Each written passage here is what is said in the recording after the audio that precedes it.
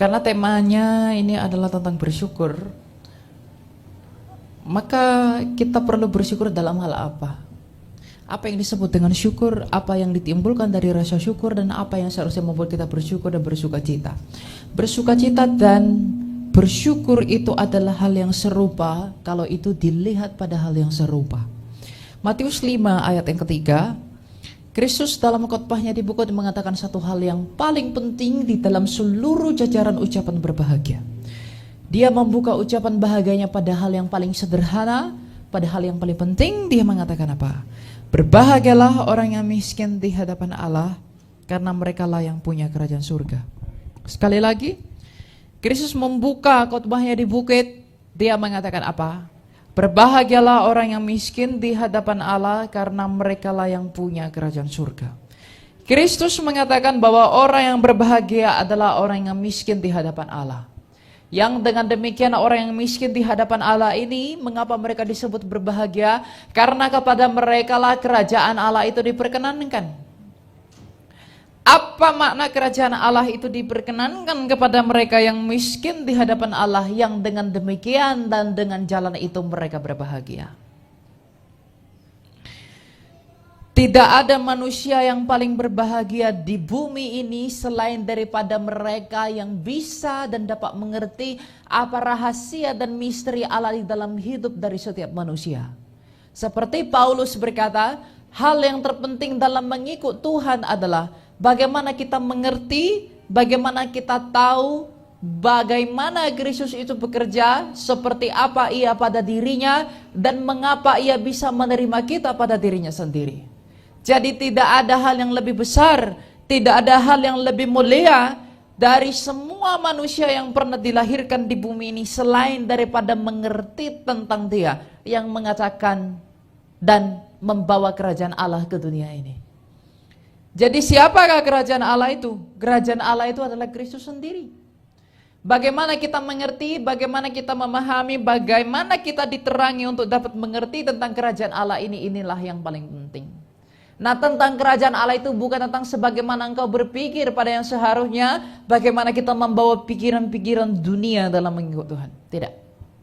Sebab Dia sendiri yang duduk dan bertahta di atas para kerubim telah merendahkan dirinya duduk di bawah dan di sebuah palungan yang hina, agar kita mengerti tentang kesederhanaan dari pribadi Allah itu. Dalam hal inilah, mengenali inilah, dalam mengetahui inilah, dalam mengerti misteri inilah, kita perlu bersyukur. Nah, masalahnya apakah engkau sudah mengerti? Apakah saya sudah mengerti tentang kerajaan itu? Yang mengatakan dia sudah mengerti harusnya hidupnya mencerminkan pengertian itu. Dan doamu mencerminkan pengertianmu. Apa isi doamu? Itulah karaktermu. Apa yang ada dalam doamu? Itulah dirimu. Siapa engkau? Terlihat dari apa yang kau doakan kepada Tuhan. Dan apa isi yang kau doakan kepada Tuhan. Dan mengenai di dalam doamu, apakah engkau memberitahu siapa dirimu di hadapan Allah? Atau kita hanya ingin mengingini sesuatu yang daripada Tuhan? Orang yang miskin di hadapan Allah hanya mereka lah yang berbahagia. Dan hanya mereka lah yang perlu bersyukur, karena kepada mereka kerajaan Allah diperkenankan. Kenapa? Seorang seperti yang miskin di hadapan Allah itu orang yang seperti apa? Orang yang seperti apakah orang yang miskin di hadapan Allah? Orang yang miskin di hadapan Allah adalah orang yang bersyukur, bukan orang bersyukur dalam ucapan, tapi orang yang bersyukur dalam sikap hati. Orang bisa ngomong, terima kasih Tuhan, tapi hatinya tidak. Orang bisa mengatakan, terima kasih Tuhan Yesus, tapi hatinya tidak. Orang bisa berkata, Tuhan luar biasa, tapi hatinya tidak mengatakan itu. Tidak mungkin seorang Kristus berarti bagi mereka yang tidak mengerti tentang siapa dirinya. Orang yang gak mengerti siapa dirinya, ia tidak akan mengerti Kristus dalam dirinya sendiri. Kristus yang mengampuni dosa hanya berarti bagi mereka yang mengaku berdosa. Dokter mata hanya berguna bagi mereka yang sakit mata. Orang yang sakit gigi, dokter gigi hanya berguna bagi mereka yang sakit gigi. Maka Kristus yang datang mengampuni dosa hanya berguna bagi mereka yang mengaku dan merasa dirinya berdosa.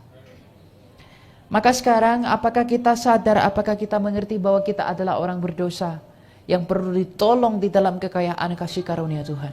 Yang dengan demikian sikap hati yang seperti itulah orang-orang yang berbahagia di hadapan Allah. Apakah kita sudah memiliki hati itu? Mengapa engkau datang kepada Allah? Apa yang membuatmu tergerak datang kepada Tuhan? Apakah karena engkau tahu siapa dirimu di hadapan Allah sebagai orang yang hina, najis, kotor, penuh dosa? Apakah itu yang menuntunmu datang kepada Tuhan? Atau kita menuntun diri kita kepada Tuhan hanya untuk memperalat Dia sebagai budak, untuk memenuhi keinginan-keinginan duniawi kita yang sia-sia?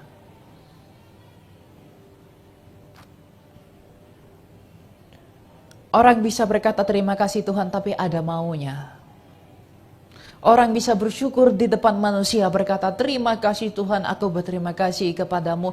Tapi dengan alasan itu ia ingin menghindarkan dirinya dari sesuatu yang tidak diinginkan hatinya. Padahal orang yang bersyukur secara prinsip, orang yang benar-benar bersyukur kepada Allah adalah orang-orang yang menyerahkan dirinya sepenuhnya kepada keputusan Allah. Makanya Kristus mengatakan, jikalau imanmu tidak menjadi seperti seorang anak kecil, engkau tidak mungkin masuk dalam kerajaan Allah. Dan dia mengatakan orang yang miskin di hadapan Allah adalah orang yang masuk dalam kerajaan Allah. Orang yang miskin di hadapan Allah adalah orang yang memiliki iman seperti anak kecil di hadapan Allah, yang dengan demikian kerajaan Allah itu diberikan kepada mereka. Orang yang miskin di hadapan Allah adalah orang yang menghancurkan hatinya, orang yang merasa dirinya tidak berarti, orang yang merasa dirinya tidak berguna, dan orang yang menangis terseduh-seduh oleh karena menyadari banyaknya dosa-dosanya. Itulah orang yang berbahagia di hadapan Allah, yang dengan demikian ia bersyukur kepada Allah. Itulah syukur yang terbesar. Itulah syukur yang terpenting menjadi pengikut Tuhan. Syukur yang terpenting bukan karena bertambah-tambahnya uangmu, bukan karena bertambah-tambahnya apa yang ada padamu. Jikalau rumahmu semakin besar, uangmu semakin banyak, dan itu membuatmu merasa dirimu berarti, apakah gunanya itu dibandingkan penderitaan yang membuatmu semakin dekat dengan Tuhan? Apakah arti hal-hal yang bertambah dalam hidupmu jikalau itu tidak membuatmu miskin di hadapan Allah, daripada sesuatu yang membakarmu, yang membuat di dalam hatimu yang hanya tersisa adalah Kristus sendiri? Dunia ini, bahkan dunia kekristenan sekarang ini memikirkan hal ini terbalik. Mereka mengajarkan teologi-teologi yang rusak, yang menyenangkan telingamu tetapi menipu batinmu. Dan ketika orang yang tertipu itu mati, dia kaget, dia pergi kemana? Karena tidak mengerti apa sebenarnya mengikut Tuhan itu. Syukur dalam mengikut Tuhan bukan syukur tentang apa yang ada di dunia. Karena Tuhan tidak akan pernah menghambat berkat yang baik bagi pertobatan manusia. Ingat itu. Tapi Tuhan akan menghambat berkat yang terlihat berkat bagi kamu jikalau itu menjerumuskan kamu ke dalam api neraka.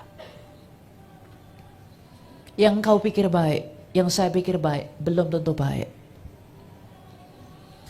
Jadi jika dalam peristiwa hidupmu engkau mengalami penderitaan, engkau mengalami masalah, engkau bahkan sakit, engkau memiliki penyakit, di dalam hal itu sebelum kita bersyukur, tanyakan kepada Tuhan, apa yang sedang engkau bentuk di dalam diriku ini?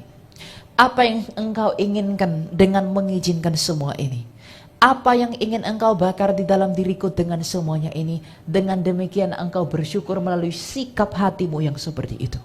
Tuhan tidak membutuhkan ucapan dari mulutmu kata terima kasih, tapi kalau hatimu penuh dengan kepalsuan. Dia membutuhkan hati yang benar-benar bersyukur kepada Allah. Karena rasa syukur yang tertinggi kepada Allah adalah percaya kepada Allah.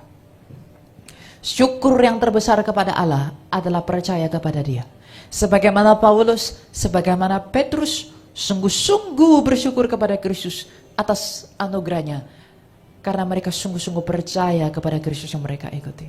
Apakah engkau sungguh-sungguh percaya kepada Dia? Apakah kita sungguh-sungguh bersyukur kepada Dia dengan memiliki hati yang percaya, menyerahkan diri kita sepenuhnya kepada kehendak Allah? Orang yang tidak berserah di dalam keputusan Allah, sebanyak apapun engkau mengatakan syukurmu setiap hari, itu tidak akan berguna. Makanya hikmat Amsal berkata, jaga hatimu dengan segala kewaspadaan. Karena dari itulah hidupmu terpancar. Tanpa hati yang hancur, tidak mungkin diam masuk dalam kerajaan surga. Tanpa menjadi miskin di hadapan Allah, gak mungkin kita masuk dalam kerajaan Allah. Gak mungkin. Mungkin engkau terlihat diberkati, tapi berkatmu itu akan menyandungmu sebelum sampai kepada pintu Firdaus. Mungkin kau dipuji orang, terlihat rohani, terlihat pintar, terlihat cerdas, tapi pujian yang tidak engkau kembalikan kepada Allah itu akan menyandungmu sebelum engkau sampai ke pintu Firdaus. Nah, kalau kita mengerti hal-hal yang pahit seperti ini, inilah yang perlu kita syukuri kepada Allah. Karena jikalau engkau sakit lalu datang kepada dokter, dokter yang baik adalah dokter yang jujur, yang memberitahu seperti apa keadaanmu. Bukan yang menipu dan membohongi engkau dengan berkata engkau baik-baik saja, padahal dalam dirimu begitu banyak sekali gangguan. Maka firman Allah yang patut kita syukuri adalah firman Allah yang menyadarkan kita ini seperti apa dan siapa di hadapan Allah itu. Yang dengan mengerti siapa kita di hadapan Allah, maka pengertian bahwa kita adalah orang yang berdosa, orang yang hina, orang yang tidak berarti di hadapan Allah, itu akan membawa kita kepada pengakuan bahwa kita memang membutuhkan dan kita memang harus menyerahkan diri kita sepenuhnya kepada kehendak Allah.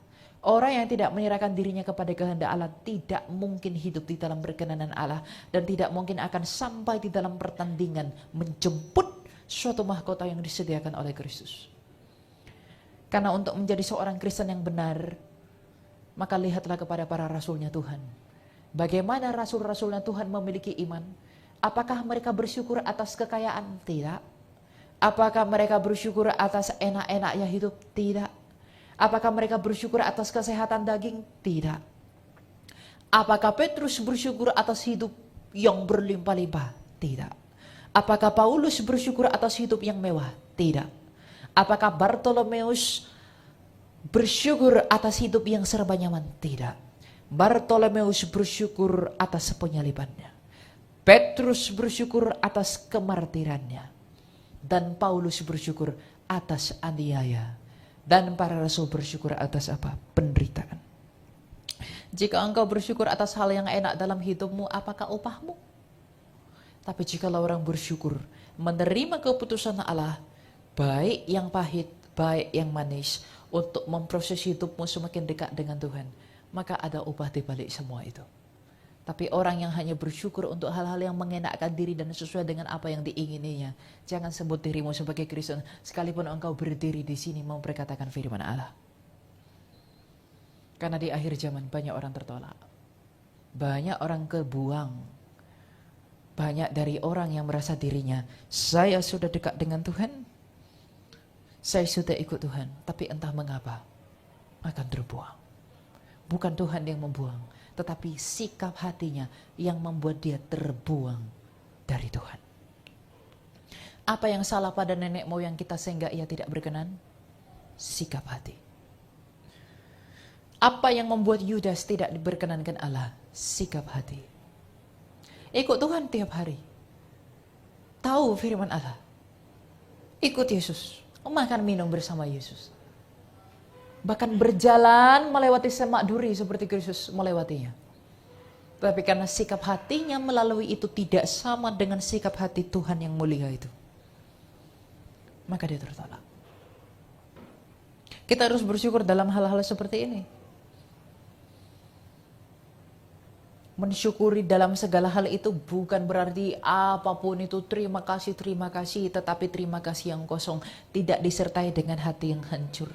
Itu tidak ada artinya. Karena tanpa hati yang hancur, tidak mungkin engkau menjadi ciptaan yang baru. Tanpa penanggalan akan tubuh yang berdosa melalui baptisan, tidak mungkin saya menjadi ciptaan yang baru. Mengapa Kristus perlu datang ke dunia ini berbaring di kandang domba yang hina? Agar dunia ini mengerti bahwa penderitaan, kemiskinan, kesengsaraan bukanlah hal yang hina di hadapan Allah. Itulah yang dikejar para rasul demi kedekatannya dengan Tuhan. Sekarang orang banyak menghindari kesakitan, banyak orang menghindari kesengsaraan, banyak orang menghindari aniaya. Bukan mencari aniaya, tidak. Bukan mencari sengsara, tidak. Tapi kalau itu datang menimpamu, jangan kamu nangis-nangis kepada Allah, Tuhan luputkan aku dari sini. Tapi kamu tidak tanya dulu kepada Tuhan, mengapa Tuhan mengizinkan itu dalam hidupmu. Ketika suatu petaka, ketika suatu musibah, ketika suatu penyakit mendatangi hidupmu, jangan buru-buru minta kesembuhan, pemulihan kepada Tuhan. Tanya dulu yang paling penting. Apa yang sedang engkau mau beritahu dari semua ini, dan apa yang sedang engkau bakar dalam diriku ini. Tanyakan itu dulu.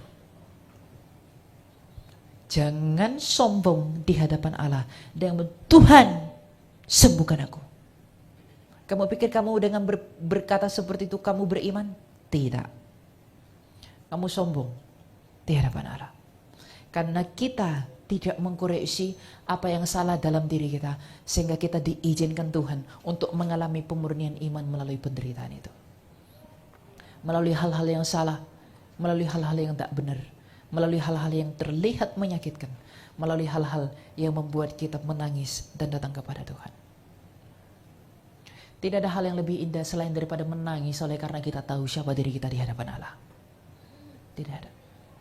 Dan kalau kamu menangis, air matamu keluar oleh karena engkau tahu siapa dirimu di hadapan Allah dan engkau merenungkan dirimu begitu berdosa di hadapan Tuhan, itulah yang menjadi syukur terbesarmu di hadapan Allah. Itulah yang membuatmu harus berterima kasih kepada Tuhan. Jikalau kita masih menangis, jikalau kita masih berair mata, oleh karena kita tahu siapa diri kita ini di hadapan Tuhan, maka dengan demikian Kristus, dan untuk orang-orang yang seperti itu Tuhan berkata, berbahagialah engkau karena kepadamu kerajaan Allah itu diperkenankan. Lazarus menangis setiap hari karena ia tidak pernah punya makanan. Lazarus menangis setiap hari karena bahkan ia tidak pernah punya pakaian. Tapi ketika ia mati, malaikat Allah membawa dan menuntun jiwanya kepada pangkuan Abraham. Tetapi orang kaya itu yang selalu berkata, aku hidup nyaman, aku enak, aku berpakaian lenan halus berwarna ungu ini. Ketika dia mati, dia sengsara di dalam kegagalan. Kekayaan orang kaya itu menghantarkan dia kepada maut. Tetapi kemiskinan Lazarus menghantarkan dia kepada Allah. Mana yang kau pilih? Oh, aku mau pilih kekayaan tapi dekat dengan Tuhan. Tidak mungkin. Tidak mungkin. Gak mungkin orang kaya masuk dalam kerajaan Allah. Gak mungkin. Ingat itu. Orang kaya ini kamu pikir orang kaya tentang duit? Tidak. Tentang hati. Bukan berarti orang Kristen gak bisa punya uang, punya mobil, bukan ya. Orang kaya di hadapan Allah adalah orang yang merasa tidak butuh Allah. Dan orang yang tidak merasa diri berdosa. Orang miskin di hadapan Allah adalah orang yang selalu menangis setiap hari di hadapan Allah. Mengakui dosa, menghancurkan hatinya. Dan ketika dia berair mata, Kristus itu berarti bagi dia. Maka orang yang kaya di hadapan Allah gak mungkin masuk dalam kerajaan surga. Jadi kalau apa yang kamu pakai, apa yang ada dalam hidupmu, rumahmu sebesar apapun, kalau itu membuatmu merasa kaya di hadapan Tuhan, atau kalau itu membuatmu merasa dirimu berarti, pada saat yang sama engkau sedang membuat dirimu tidak berarti. Mengapa malaikat itu bisa jatuh padahal di surga tidak ada dosa? Ketika malaikat itu mulai memandang dirinya, benih kesombongan itu mulai lahir, akhirnya dia terbuang. Manusia yang mulai memandang kepada dirinya dan merasa dirinya berarti dan berguna, tidak mungkin orang yang bersyukur di hadapan Allah. Tapi orang yang mengatakan, oh Yesus Kristus kasihanilah aku orang yang berdosa ini, disertai dengan penyesalan sesal tobat, disertai dengan air mata yang mendatangkan pertobatan, penyesalan, itu akan menghantarkan dia semakin dekat dengan Tuhan. Nah, apa yang kamu pilih dalam mengikut Tuhan? Kristus berkata, jikalau engkau tidak memikul salibmu, engkau tidak layak bagiku. Kamu mau gak memilih untuk memikul salib itu? Jikalau Kristus berjalan sendirian melewati Via Dolorosa, sampai pada akhirnya dia terpaku di Bukit Golgota demi keselamatan manusia, bukankah kita seharusnya yang menurut kesaksian kita suci harus menjadi sama dengan dia, harus ikut memikul salib yang sama agar kita pun disalibkan di Golgota? Kalau tidak mau, jangan jadi Kristen. Keluar, tinggalkan Kristus. Daripada kamu menjadi Kristus, menjadi pengikut Tuhan, tapi hanya menjadi serigala yang berbulu domba. Orang yang mengerti firman Allah, orang yang mengerti dan mau ditegur dan mau dihajar oleh firman Allah, orang yang seperti itulah orang yang bersyukur. Karena syukur itu tentang sikap hati. Tuhan, terima kasih Engkau mengaruniakan kepadaku mata air daripada air mata. Terima kasih Engkau membakar aku di dalam api ini yang membuatku menyisakan Engkau saja. Terima kasih untuk segala sesuatu yang Engkau perkenankan untuk membuatku semakin dekat denganmu. Segala sesuatu dalam hidupmu yang membuatmu semakin jauh dari Allah, itu bukan dari Tuhan. Tapi segala sesuatu, bahkan penderitaan, aniaya dan kesakitan yang membuatmu semakin dekat dengan Tuhan, itulah yang harus kamu syukuri. Dunia ini bersyukur atas pesta poranya. Dunia ini bersyukur atas kemewahannya. Dunia ini bersyukur atas kebesarannya. Tapi para rasul bersyukur atas kemartiran mereka. Mereka bersyukur atas penderitaan mereka. Mereka bersyukur atas kesakitan mereka. Kenapa? Karena melalui kesakitan, melalui penderitaan, melalui masalah, melalui aniaya, melalui pergumulan, Tuhan sedang membentuk mereka untuk menjadi serupa dengan Kristus yang menderita itu. Makanya Alkitab mengatakan kita harus menjadi serupa dengan Kristus. Ada seorang yang mengaku hamba Tuhan, dia mengatakan di luar negeri, orang Kristen tuh tidak perlu menderita. Kenapa? Tuhan sudah menderita, ngapain kita menderita? Kalau kamu mengatakan amin untuk hal ini, kita tertipu. Kenapa? Alkitab memberi kesaksian tentang saya dan engkau untuk membawa dan memikul salib adalah untuk menjadi serupa dengan dia di dalam perjalanan itu. Bukan untuk meraup yang enak daripada Tuhan. Bukan untuk memikul, mengambil yang enak daripada Tuhan.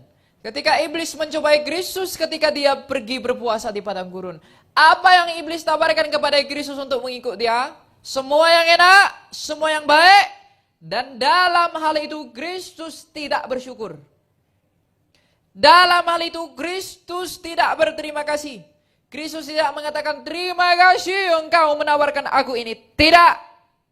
Kenapa? Karena ia tahu itu membuatnya celaka. Karena dia tahu itu membuatnya tidak berkenan di hadapan Bapanya. Tetapi ketika Kristus hendak memikul cawan anggur murka Bapanya yang harus dia bawa di Kalvari, dia berkata apa? Ya Bapa, aku bersyukur kepadamu Tuhan langit dan bumi. Sekiranya cawan ini berlalu daripadaku, bukan kehendakku tapi kehendakmu. Ketika Kristus hendak mau mengalami penderitaan, dia mengangkat cawan itu dan mengucap syukur. Artinya apa?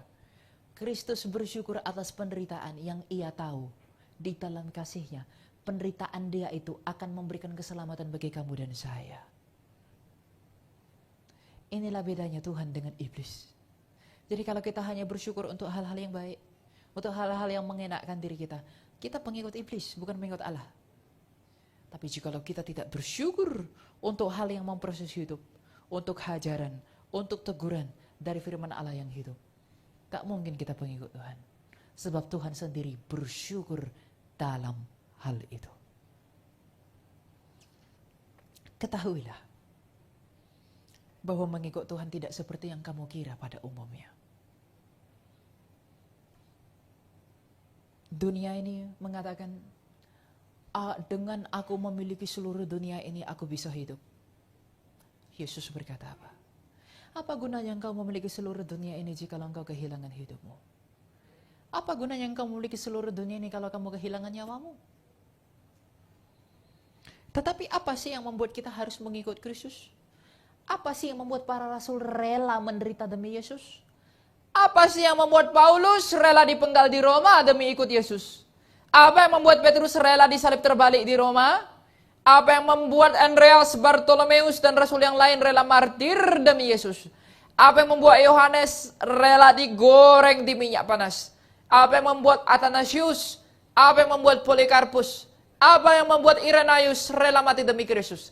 Apa yang mereka lihat di dalam Kristus yang tidak ada di dalam ilah-ilah lain?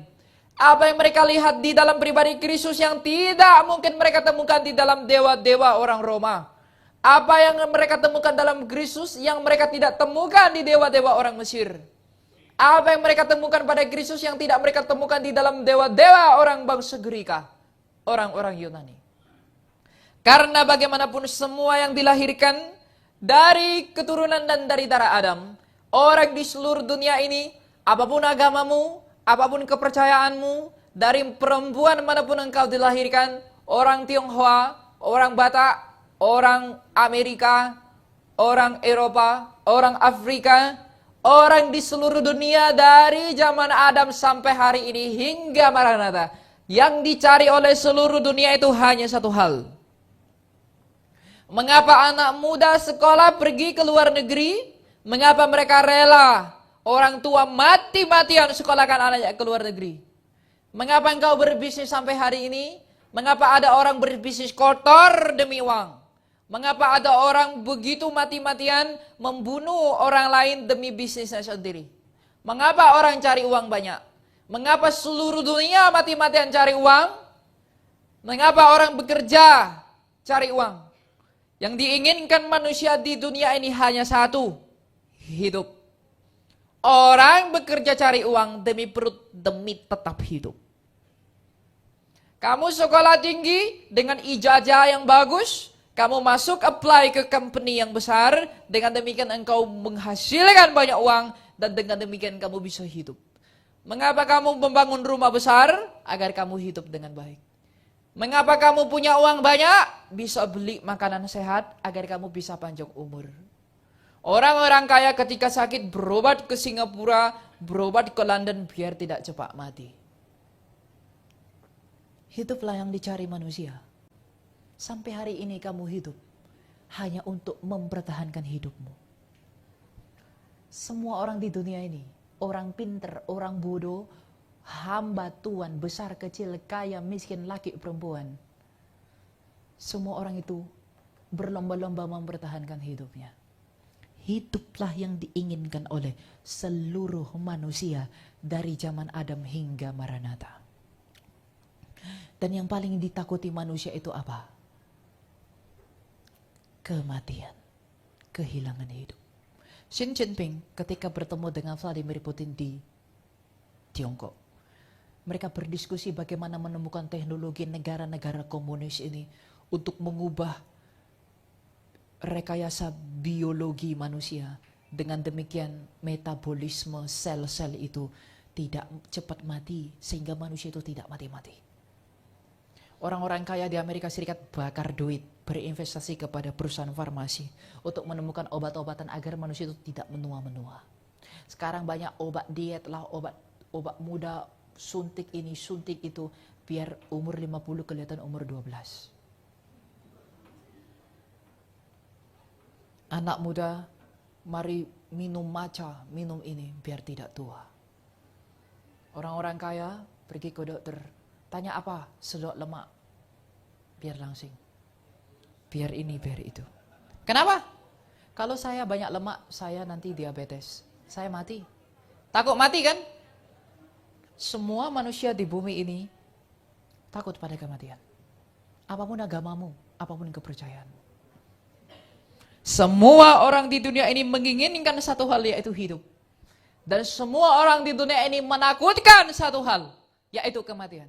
Kalau hidup yang dicari manusia dan kematian yang paling ditakuti dari seluruh manusia, maka tidak ada alasan manusia itu untuk menolak Yesus Kristus yang telah mengalahkan kematian dan memberi hidup melalui kebangkitannya. Tidak ada. Maka karena para rasul melihat bahwa hidup yang kucari telah diberikan oleh Yesus Kristus, dan kematian yang kutakuti telah diinjak oleh Yesus Kristus melalui kebangkitannya, maka demi Dia yang telah hidup dari mati, dan demi Dia yang telah mengalahkan kematian itu, aku tidak takut mati. Kenapa?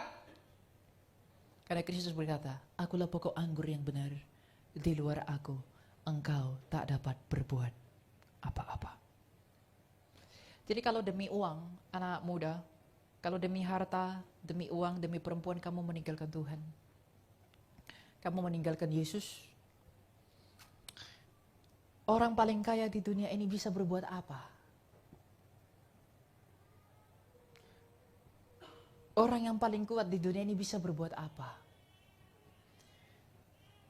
2000 tahun lalu ada suatu kerajaan yang besar, namanya kerajaan Yunani, dipimpin oleh seorang raja yang begitu besar, namanya Alexander the Great. Dia orang yang sangat kuat, orang yang begitu berkuasa. Dia memukul seluruh benua dengan kekuatan tangan Alexander the Great. Dia menumbangkan kerajaan Persia hanya dalam waktu yang sangat singkat. Kerajaannya besar sekali di Makedonia, daerah Mesopotamia. Besar sekali. Tapi ketika dia mau pergi ke Alexandria, sekarang itu Mesir, dia melewati Yerusalem, perbatasan Gaza, ke Alexandria. Di tengah jalan tiba-tiba dia demam tinggi dan mati. Bayangkan, Alexander the Great yang begitu kuat ini, yang begitu kaya, yang begitu besar, yang begitu ditakuti seluruh manusia pada masa itu, hanya kalah pada demam tinggi dan mati hari itu juga. Kekayaannya, uangnya, kekuatannya, semua yang dia miliki tak bisa menyelamatkan dia dari demam tinggi yang menghantarkannya pada kematian itu. Tapi Yesus Kristus telah menginjak dan mempermalukan kematian itu dan bangkit pada hari ketiga. Dan karena inilah yang dilihat para rasul, makanya mereka apa? Aku dianiaya pun, aku mati pun, aku menderita pun, aku miskin pun, demi ikut Tuhan, demi panggilan pelayananku kepada Allah, maka aku gak perlu takut. Kenapa? Karena Tuhanku telah mengalahkan kematian yang paling kutakuti, dan Tuhanku telah memberi hidup yang aku inginkan. Inilah yang menjadi alasan mengapa kamu harus mengikuti Dia. Sebab kemanapun kau pergi, kamu hanya menemukan kematian yang hanya akan membuatmu menderita di dalam kegagalan. Makanya anak-anak muda zaman sekarang, demi perempuan dia tinggalkan Yesus, gak apa-apa, yang penting berbuat baik. Orang baik mana yang gak pernah mati? Orang baik mana yang hari ini masih hidup? Saya bertemu anak muda, baru sekolah di Vancouver, di Kanada. Baru sekolah di Melbourne. Aku tidak perlu ikut Yesus. Kenapa? Aku ikut Stoik, filsafat Stoik. Aku ikut Aristoteles saja. Aku ikut Thales. Aku ikut kebijaksanaan dari Strabo. Orang filsafat Yunani ajarkan aku bagaimana hidup. Lalu saya tanya, yang kamu bilang orang-orang hebat itu hari ini di mana? Di kuburan kan? Kepintarannya tidak bisa menyelamatkan dia dari mati. Apakah kamu mau berbuat baik demi sebuah kematian? Aku ikut Kongfucu, aku ikut Lao Tzu yang tulis Tao Te Ching. Aku ikut filsafat Tiongkok. Permaisuri Tiongkok mana yang tak mati? Kongfucu orang yang sangat pintar itu, apakah dia tidak mati? Lao Tzu yang hebat itu, apakah dia tidak mati? Mati. Semua orang hebat, semua orang kaya, semua orang pintar, semua orang bijaksana yang pernah dipuja oleh seluruh dunia ini telah ditelan oleh kematian. Tapi Yesus Kristus, ia masuk dalam kematian dan ia yang menelan kematian itu. Makanya dikatakan, hai kematian, di manakah sengatmu? Inilah yang membuat kita perlu bersyukur. Inilah syukurmu. Karena ternyata apa yang sedang engkau usahakan sekarang tidak akan berguna bagi kehidupan kekalmu. Dunia yang sedang engkau puja sekarang akan berlalu pada waktunya, dan itu tidak akan mampu menolongmu. Sebagaimana orang-orang di masa lalu yang begitu besar tidak mampu menolong dirinya sendiri dengan apa yang dia genggam. Justru ia mati di dalam kehinaan dari apa yang dituntut oleh yang dia genggam itu. Tapi Yesus Kristus telah mempermalukan mereka semua.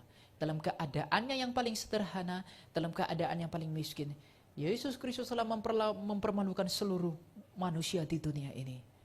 Maka karena kita memiliki, memikul, dan mempercayai dan mempertuhankan Dia yang disebut Yesus Kristus dari Nazaret inilah, atas dasar itulah kita harus bersyukur. Dan atas mengenal, atas mengingat, dan atas mengerti rahasia Tuhan inilah kita bersyukur. Tetapi jauh lebih tinggi daripada semua itu, karena Dia yang kita syukuri, yaitu Kristus ini, yang telah memperkenalkan kita kepada hidup yang hanya ada padanya. Karena Ia sendiri telah memanggil kita untuk memikul salib kita masing-masing. Maka kita tidak hanya bersyukur menerima yang baik, kita tidak hanya bersyukur untuk menerima kehidupan yang diberikan oleh Dia yang hanya hidup, tapi kita juga harus mampu bersyukur di dalam salib yang kita pikul. Kalau kita tidak bersyukur terhadap salib yang kita tidak pikul, maka kita tidak mungkin menerima anugerah keselamatan dari salib yang Dia pikul. Ubah mindsetmu ikut Tuhan. Saya tiba di tempat ini, saya perlu menyampaikan ini. Agar kamu mengerti apa arti ikut Tuhan. Jangan kamu mau ditipu oleh apa yang dianggap baik, yang dianggap benar, oleh ucapan oh haleluya puji Tuhan 20-30 kali lipat. Itu gak perlu kamu dengar. Itu gak perlu. Yang perlu kamu dengar adalah kamu sakit, saya sakit. Kamu berdosa, saya berdosa. Dengan demikian hancurkan hatimu, menuntun diri kepada pertobatan. Untuk apa kamu haleluya puji Tuhan? Kamu bilang haleluya itu karena apa? Karena mau sesuatu dari Tuhan kan? Ingin ini, ingin itu, dapat ini, dapat itu, tidak baik. Maka orang yang bersyukur sebagai kesimpulan dari khotbah pada hari ini, karena temanya adalah syukur. Sebagaimana Kristus berkata, berbahagialah orang yang miskin di hadapan Allah, maka orang yang miskin di hadapan Allah itulah yang patut bersyukur. Kenapa? Karena kepadanya kerajaan Allah yang adalah berkat terbesar, dan akar dari segala berkat yaitu rasa takut akan Tuhan, itu diberikan kepada mereka. Orang yang tidak takut akan Tuhan, yang dengan demikian tidak mungkin miskin di hadapan Tuhan, tidak mungkin berbahagia di hadapan Tuhan, dan tidak mungkin dia bersyukur. Orang yang tidak gentar dengan kemuliaan Allah, itu tidak mungkin mengenali dosa-dosanya sendiri. Tapi orang yang gentar akan kemuliaan Allah adalah orang yang takut dengan dosa-dosanya sendiri. Biarlah dosa ini menjadi kabar kepada kita untuk memberitahu siapa diri kita, yang dengan demikian kita menuntun kita kepada Tuhan. Sebab semua orang bisa datang kepada Tuhan, tapi hatinya, isi hatinya yang diminta itu berbeda-beda. Tuhan bukan tidak tahu apa yang kau butuhkan dalam hidupmu. Tuhan bukan tidak tahu apa yang perlu kau makan dalam hidupmu. Tuhan bukan tidak tahu anakmu butuh susu merek apa. Tuhan bukan tidak tahu kamu butuh sekolah di mana. Tuhan bukan tidak tahu kamu butuh pakaian warna apa. Tuhan tidak tahu kamu butuh rambut sebanyak apa. Tuhan tahu semua itu. Tidaklah sulit bagi Tuhan menyediakan itu, tapi adalah sulit bagi kita untuk dapat mau membentuk dasar yang benar, yaitu hati yang berserah penuh kepada Allah. Tuhan menginginkan kita memiliki hati kepada Dia, menyerahkan hidup kita sepenuhnya kepada Dia, bukan yang lain-lain. Sebab tidak semua orang sanggup dalam kemuliaan. Malaikat itu yang tinggi, dia diberi kemuliaan yang besar, tapi kemuliaan itu menghantarkan dia kepada maut, dibanting, jatuh ke bumi. Tetapi Bunda Maria, di dalam rahimnya Allah itu berdiam. Di dalam Alkitab dia tidak pernah mengangkat dirinya, tapi dia justru berkata, Allahku, juru selamatku, memperhatikan kerendahan hambanya. Kalau Maria saja yang mengandung Allah, kalau Maria saja yang di dalam dia Allah itu berdiam, dan dia mengatakan Allahku juru selamatku, memperhatikan kerendahan hambaku, lalu siapakah kita terlebih-lebih lagi orang yang lebih hina daripada orang itu tidak mengatakan seperti itu di hadapan Allah. Pernahkah kamu berdoa secara demikian? Kalau belum pernah, ngapain kamu jadi Kristen? Apa tujuanmu jadi Kristen? Kalau belum pernah, untuk apa kamu ikut Tuhan? Untuk apa kamu ngomongin tentang Tuhan? Sia-sia. Jadi saya harap dengan semuanya ini kita dapat mengerti. Dengan semuanya ini, saya harap nanti kalau di akhir zaman, Kristus tidak berkata, hai engkau yang buta. Saya harap Kristus tidak berkata kepada saya, hai Elia Myron yang buta. Dia tidak berkata kepada Anda, hai kamu yang buta. Sebagaimana dia mengatakan kepada Farisi, hai engkau yang buta. Tapi dia berkata kepada orang-orang yang merendahkan dirinya, berbahagialah engkau. Pulang dari tempat ini, masuklah ke dalam kamarmu, hancurkan hatimu. Menangislah. Keluarkan air matamu untuk mengatakan, inilah aku. Yang tidak bisa berbuat apa-apa. Yang tidak bisa berbuat yang benar. Yang tidak bisa berbuat yang baik. Ketika kamu mengaku begitu kepada Allah, engkau akan merasakan pengampunan daripada Allah. Dan di dalam pengampunan itulah syukurmu melebihi daripada apapun. Percaya. Kamu bersyukur untuk apa? Mobil barumu, banjir datang kebuang. Lalu kamu gak bersyukur lagi? Kamu bersyukur rumahmu yang besar, gempa bumi datang rusak. Kamu gak bersyukur lagi? Tapi pengampunan Allah tidak pernah berhenti. Maka kita perlu bersyukur di dalam anugerah pengampunan itu. Ini yang harus kamu ingat. Tuhan memberkati Injilnya.